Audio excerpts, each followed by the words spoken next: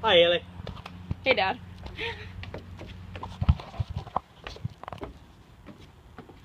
This is an often sign we see in public places. According to the CDC, nearly 42.1 million adults in the United States smoke.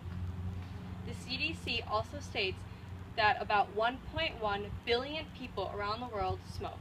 Also, according to World Health Organization, about 5 million people die each year from tobacco-related illnesses.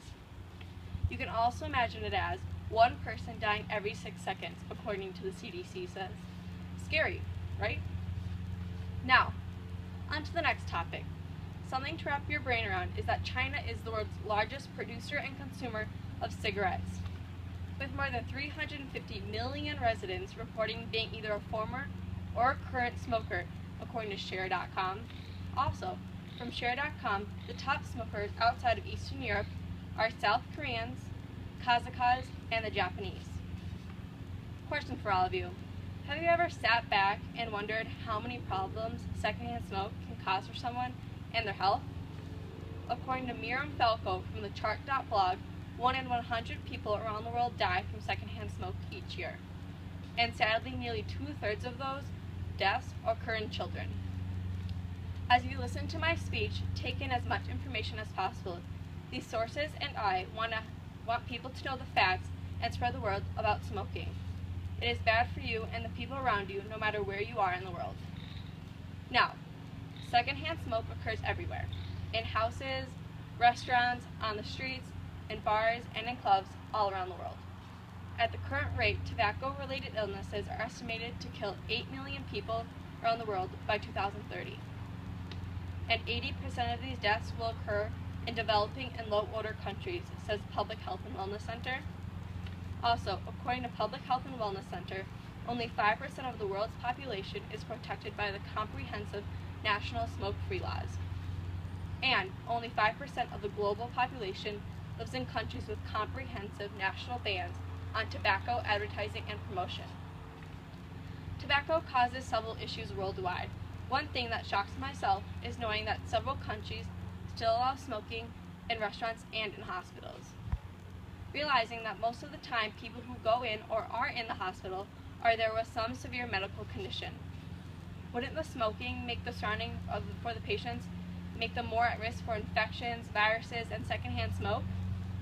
Now, on to the next topic, traveling. My sister traveled to Italy, Spain, and Portugal this past winter. She loved her experience, but I'll never forget what she told me when she got home. She told my family and I that she was happy to get away from all the smoke. She was also very relieved that she would finally be away from the polluted air and be with the clean, fresh air. She was also very ready to wash all of her clothing and finally stop smelling like smoke because she could never get away from it.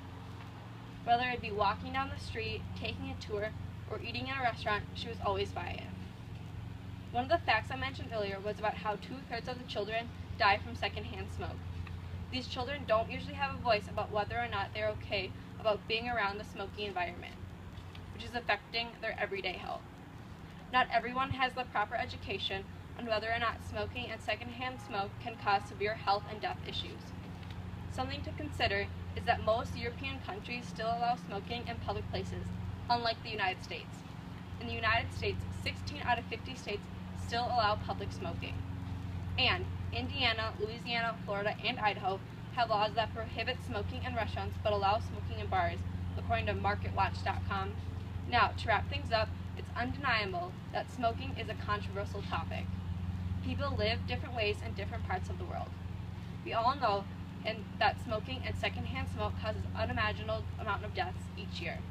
1 in 100 people die from secondhand smoke year-round. 2/3 of these deaths occur in children. Don't you think that we should be giving the people in our society the option if they want to be around smoking in public places?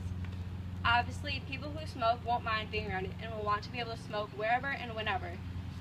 But for those who don't smoke, like myself, they wouldn't want to encounter the smoking and health risks that come with secondhand smoke. Knowing that health researchers from Public Health and Wellness Center are predicting that 8 million people will die from tobacco-related illnesses in 2030, that's 3 million more than what we're occurring now, which is 5 million deaths from tobacco. Smoking and secondhand smoke is causing several deaths around the world. The smoke causes air pollution, which is affecting everyone's health and well-being. I'm happy I live in the state of Minnesota because of the clean air smoking laws that Minnesota decided to put into action. So, knowing the facts and information, what do you think about this controversial problem that's happening around the world?